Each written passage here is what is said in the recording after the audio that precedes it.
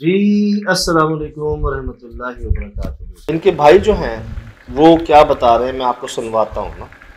क्या आप खुद कहेंगे तो इन्होंने बेसिक ये किया, इन्होंने किसी की बात में आकर के नहीं जनाब के सोच रहे थे कि शायद मैं मौलाना बन जाऊँ या शायद हाजी बन जाऊँ या कुछ ऐसा हो जाए कि मैं फकीर ही आ जाए। और बेवकूफ़ी की है बस। वो रात के 2 बजे तरेक के तरकोने का दरकन नहीं होता जिस पर तरकोने लगे होते हैं, उसके नीचे जनाब सामने वो एक और दरख्त था, हमारे 2 दरख्त और थे। सेम था, रेलवे क्वार्टर जो आपको पता बने होते हैं, पीछे सेम खुला सा बना होता है, वहाँ दरख्त लगे हुए थे। बड़े पुराने वो दरख्त बने हुए थे। जगह भी कुछ ऐसी थी कि वो एक तरकोने के दरख्त नीचे दायरा बना के उसमें बैठ के सीजन उठा के इसको फेंका फिर उसको सामने वो जिस पे रुइयाँ नहीं निकलती, रुई जो ऑरेंज कलर के जिसमें फूल होके आगे रुई कॉटन बन जाते हैं, वो वाला दरख्त भी था। और साथ आम का दरख्त था जिसमें आम ही नहीं लगता था उसके अंदर, वो ऐसा दरख्त था, लंबा सा था वो। चलो फिलहाल ये तो हो गया, लेकिन बात ये है कि एक्चुअली इन्होंने ये हरकत हमने कुछ समय की क्यों, लेकिन अतीकुर रहमान था वो। चलिए कुछ महीने गुजरे हमारे में, बेसिकली इन्होंने ऐसी हरकत की है कि जनाब कोई ये लेटे हो ना जनाब सामने, और सामने चारपाई पे किसी और के दरवाजे के तो देखना कि भाई वो जूती उठा के मारना शुरू कर देना। ऐसे तुझे पता जैसे इसको वैम में कोई इधर खड़ा हुआ जैसे कुछ चीज़ है, वो ऐसे कोई सीन वगैरह होने थे। तो बाद में जनाब ये गालियाँ देनी, फिर कुछ चीज़ें उठा के फेंकनी, बर्तन उठा के फेंकने, और चूल्हा तोड़ दिया। फिर वो जनाब ऐसा सीन होता था तो बाहर मैं गालियाँ निकालता, भाइयों गालियाँ निकालता, फिर सबको गालियाँ गली अब नोट कर रहे हैं। अब बता रहे हैं कि इनकी वालदा ने इनको फाउंडेशन हाउस में दाखिल करा दिया। सही। वहाँ वो क्या करते हैं, इनको नींद की गोलियां देते हैं जबरदस्ती सुलाने के लिए, ताकि वो एक्टिव ही ना रहे, कि ना वो जागे और ना वो कुछ ऐसा करें। अब काफी अरसा वहाँ रहे ये, लेकिन कोई फर्क नहीं आया। सही, कोई फर्क नहीं आया। सही। ठीक, फिर कई जाहिर सी बात है हर जगह से इलाज की भी कोशिश की, जगह से जहां से हो सकता कि भाई कर ले, लेकिन कोई फर्क नहीं। आज बड़ा अरसा गुजर गया इस बात में, बहुत अरसा गुजर गया। और अब मुझे ये कह रहे हैं कि भाई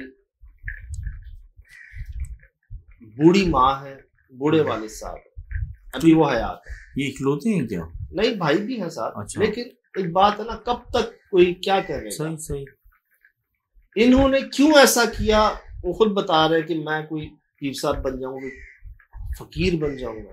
भाई फकीर माँ के पेट से होता है यार। सही। तो मकाम है ना। सही।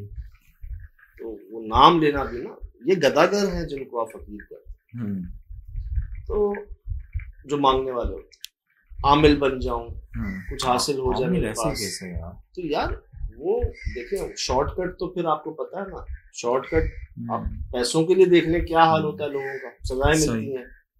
जो जितनी तेजी से ऊपर जाता है उतनी तेजी से नीचे भी आता है। सही। कई मिसालें मौजूद है, अल्लाह पाक महफूज रखे बेशक। तो ये जो शॉर्टकट था ना कि मैं कुछ बन जाऊंगा, तो कई मिसालें सामने हैं। रिजल्ट देखें आप, क्या कह रहे हैं इनके अपने भाई, क्या कह रहे हैं। यहाँ जो मैं इनका पॉइंट रेस करने जा रहा हूँ ना, वो ये कि इंसान खता का पुतला है। इंसान खता का, अल्लाह पाक दो सच्चे आंसू जो है ना दिल से निकले, अपनी गलती का एहसास, तो वो बड़े रहीम है, बड़े मेहरबान है। लेकिन माफी मांगे कैसे वो, उनको एहसास तो हो, कैसे हो एहसास। वो जो थे वो नहीं आए। वो जो थे, मेरा नाम रईस आलम है, मेरी अम्मी है, अब्बू हैं, भाई हैं, ये मुझे नमाज पढ़नी, मुझे इलेक्ट्रिशियन का काम करना है, ये वो नहीं है। ये वो हैं अब जो अनदेखी चीजों को मारते हैं, गालियां देते हैं, जिनको पॉजिटिव नेगेटिव की तमीज नहीं है, खाने की, साफ सफाई की कोई इनको अब ख्याल नहीं, एहसास नहीं। लेकिन जैसे आपने कहा कि इनकी वालदा मौजूद है, वालदा हयात है। सही। वालदा तो वालदा हमारे जी माँ का जो एक मकाम है ना, अल्लाह पाक ने ये नहीं कहा कि मैं 70 बाप जितना प्यार करता हूँ, भाई जितना, बीवी जितना, बच्चों जितना। अल्लाह पाक ने कहा मैं 70 माओ जितना प्यार करता हूँ। सही। ठीक, माँ के पाँव के तले जन्नत है, माँ की दुआ जन्नत की हवा। तो वालदा माशाल्लाह मुबारक हो आपको, मौजूद हैं, हयात हैं। क्योंकि जब हजरत मूसा अलैहिस्सलाम की वालदा हयात और जब उनका विसाल हुआ तो अल्लाह पाक ऐ मूसा अब जरा ख्याल से, पहले वो थी जो आपके लिए दुआएं करते थे, उनकी दुआएं एक ढाल, एक शील्ड, एक पर्दे का काम है और हम उनकी रद्द नहीं कर पाते। अब वो है नहीं, तो ख्याल से, इसीलिए जिनकी होती है उनकी कदर नहीं होती। नबी थे वो, नबी का मकाम है ये। अब अंदाजा लगाएं जी, नबी का यार क्या है, माँ आवाज दे नमाज तोड़ दो। सही सही। अब मकाम तो देखें, नमाज में क्या आप अल्लाह के सामने खड़े हैं, नमाज आप तब पढ़ते हैं जब आपको अल्लाह से बात करनी। सही सही।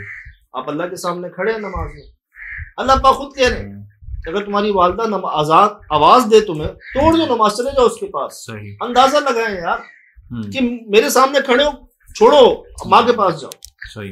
तो वो मौजूद, अब उन्हीं की कोशिश थी कि मेरा बच्चा किसी तरह ठीक हो जाए। उन्होंने फाउंडेशन हाउस में भी डाला, यकीनन दुआएं कर रही होंगी, बेशक सुबह शाम कर रही होंगी।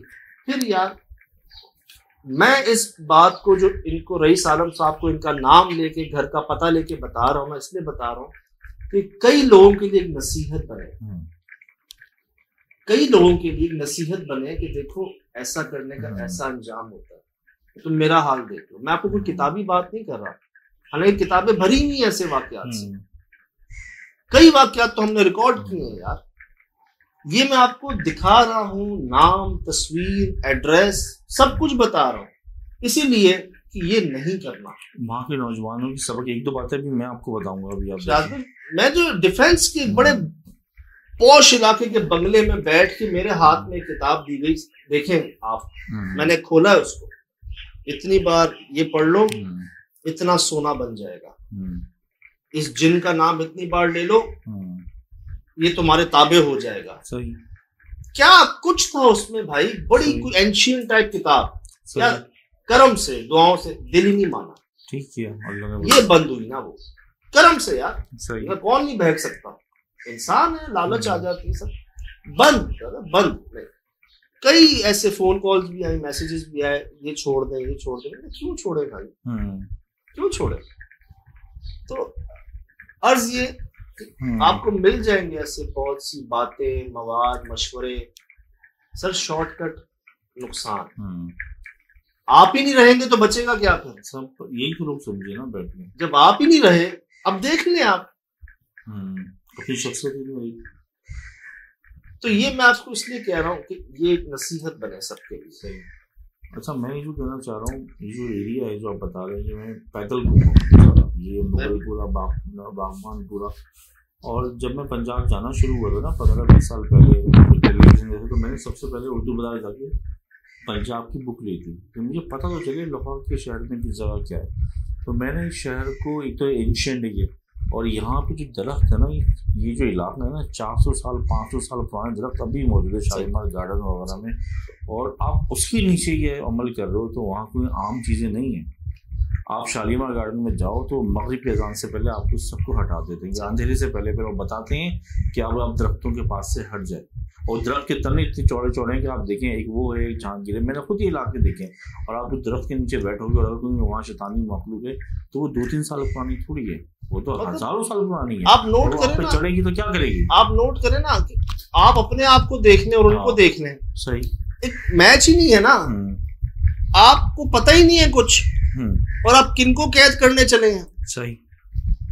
आपके कुछ सैकड़ों साल बड़े, और उन्होंने क्या कुछ देख लिया, कितने आए कितने गए, और आप जो है खड़े हो गए दायरा बना के कि मैं कुछ करूंगा, वो तो झलक नहीं बर्दाश्त कर सके आप उड़ के गए हैं, पीछे भागे हैं, डर गए हैं आप। ये इलाका जो जिस एरिया में ये है, ये इलाका शाहजहां बादशाह ने बनवाया है ये, और जब ये इलाका उधर जो दरख्त बने हैं ना, ये दरख्त उन्होंने पत्ती कहाँ से लाके लगाए, और दरख्त में मखलूक आते, उनकी उठान इतनी ऊंची ऊंची है कि आम बंदा चढ़ नहीं सकता, उसको तो नहीं सकता। तो मतलब मेरे कहने का मकसद ये कि वहाँ के नौजवान ऐसे चिल्ले ना करें। यहाँ के क्या दुनिया से आते हैं मेरे पास, कई पहले भी भेजा था, याद है वो शहद की मक्खी पे जिस भाई ने कोशिश की थी। हाँ